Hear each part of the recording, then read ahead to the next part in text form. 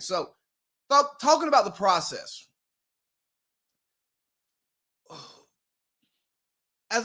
what is your process like? Like, because I'm a creator, you're a creator. We have our ups and downs, and I know you can leave the studio and you can go, "Hey, bro, that shit slaps."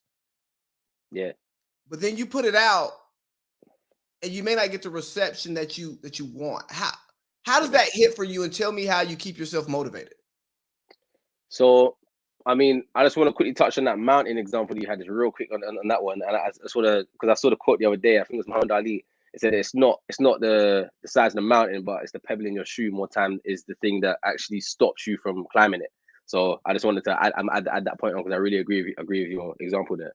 But in terms of the process, bro, 100%. So I've been doing music since, well, if you ask any artist, they're gonna be like, yeah, I've been making music since I was 2 years old. You know what I mean? Like, everyone's like, I've been wanting to do music for ages. You know what I'm saying?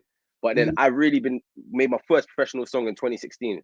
So since then, I went through just releasing on SoundCloud. You know what I'm saying? And just being excited at the process of making something and putting it out. And I was like, yeah, like my song's out. You know what I'm saying? Like, I'm one of them. You know what I mean? I'm in competition with the Chris Browns. You know what I'm saying? Like, all getting all happy, like, for no reason. It's just like, it's just a proud moment. You know what I'm saying?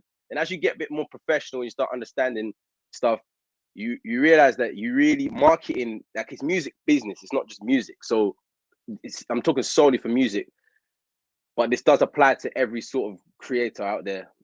You want to strategize and plan properly beforehand, so that the thing that you're spending so long to make, because to make a 3-minute audio track for you to listen to in your headphones takes weeks, sometimes months on end to make it in the studio. You know what I'm saying? Like, to get that perfect what I'm looking for. But it's all just being transcribed into audio for 3 minutes. You know what I mean? Like, and it might be a 3-minute song that someone skips on spot. Like, nah, I didn't like it. But that took so long to make. You know what I'm saying? But the only reason that person doesn't like it is because they don't know about it. They don't know enough about the artist to care.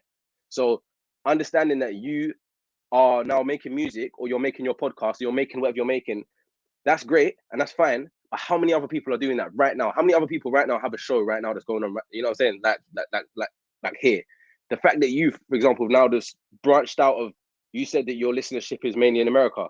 Now you're being introduced into the UK. Like, you've just from this one interview, when we both come off this and I post this, for example, you're now going to get some interest from people down here. You've now branched out further than a counterpart of yours in America. You understand? So it's about strategizing it and then making sure that you can, how do I put it, create something and it doesn't just turn into oxygen. You know what I mean? You want it to have substance with it. So plenty of times, man, I've released stuff, and by no way I haven't made it or anything like that at all. You know what I'm saying? I'm still in my process. But with every release, I'm making more noise and I'm generating interest. So now my name, Saura, is being attached to my music, as opposed to, oh, this artist from the UK. Do you know what I'm saying? Yeah, man. And that's one of the hardest parts is, it's a business, but you didn't jump. A lot of us don't jump into it for the business. Like, I didn't start a podcast because I said, oh man, Joe Rogan's making a bunch of money podcasting, or Bill Simmons is making a lot of money podcasting. I go, I like to talk. I like to talk to people. Yeah. And yeah. I'm funny. I can talk shit. Like, so why not put it out here for people to consume? And then you go, well, in order for me to like make the next step, I have to get into the business of what my art is. Yeah. To become a contender. Right. Because I don't know about you, but it becomes frustrating sometimes. It's like, I got to do all this extra, this and that, in order to build the fan base. And I was talking to a friend last night and was like, hey, have you thought about doing this for your podcast? Because that works much better for casual podcast listeners. And I go, yeah, I know. And the casuals is what puts you over the top. But when you're like a true artist, you're not doing it for the casuals. You're doing it for like the diehards. You know what I mean?